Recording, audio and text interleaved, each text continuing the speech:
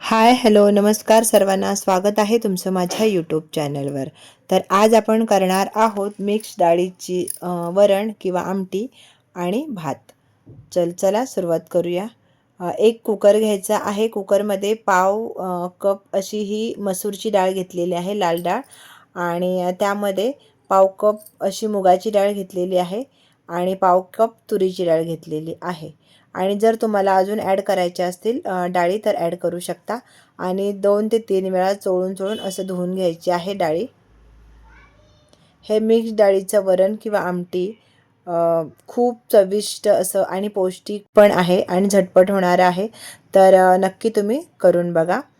तर हे बघा, पुरेसं असं पाणी टाकलेलं आहे, स्वच्छ धुवून घेतलेले आहे आधी 2 वेळा।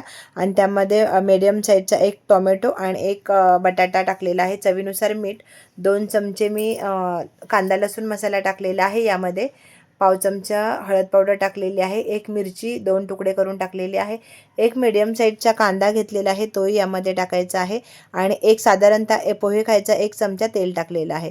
तेल टाकले कारण पाणी जास्त टाकलेलं आहे, बाहेर कुकरच्या बाहेर येऊ नये म्हणून आवर्जून तुम्ही तेल हे टाकाच। आणि कुकरच्या 3 शिट्या करून घेतलेल्या आहेत। हे बघा, असं छान असं शिजून झालेलं आहे। आता हे व्यवस्थित चमच्याच्या साहाय्याने मिक्स करून घेणार आहोत आणि छान प्रकारे हे शिजलं गेलेलं आहे। हे बघा, आता एक पातेलं गरम करायला ठेवायचं आहे आणि त्यामध्ये 1 ते 1.5 चमचा तेल टाकायचं आहे। तेल व्यवस्थित गरम झालं की लसूण टाकायचं आहे, जिरं मोहरी टाकायची आहे, आणि पाव चमचा हिंग टाकायचा आहे, कढीपत्ता, आणि आपण जी डाळ मिक्स केलेली आहे ती यामध्ये फोडणीला टाकून द्यायची आहे। हे बघा, आता व्यवस्थित असं मिक्स करून घ्यायचं आहे आणि सगळी डाळ ही याच्यामध्ये ओतून घ्यायची आहे। चवीला अप्रतिम आहे, करायला सोपी आहे। आता आपल्याला जितकी पातळ घट्ट हवी त्यानुसार पाणी टाकायचं आहे यामध्ये आणि व्यवस्थित असं मिक्स करून घ्यायचं आहे। आणि मात्र आता 10 मिनटं छान अशी उकळवून घ्यायची आहे। चांगली उकळली की त्यामध्ये कोथिंबीर घ्यायची आहे, बारीक कट करून तीही टाकून घ्यायची आहे। आता हे बघा, 10 मिनटं छान अशी शिजवून झालेली आहे किंवा उकळून घेतलेली आहे, झालेली आहे आता ही डाळ। गॅस आपण बंद करून ठेवलेला आहे, आता तशीच ठेवून द्यायची आहे, झालेला आहे।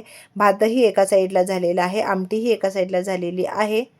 हे बघा, अतिशय पौष्टिक आणि अतिशय साध्या सोप्या पद्धतीने ही केलेली आहे आणि चवीला मात्र खूप छान लागते भात आणि आमटी।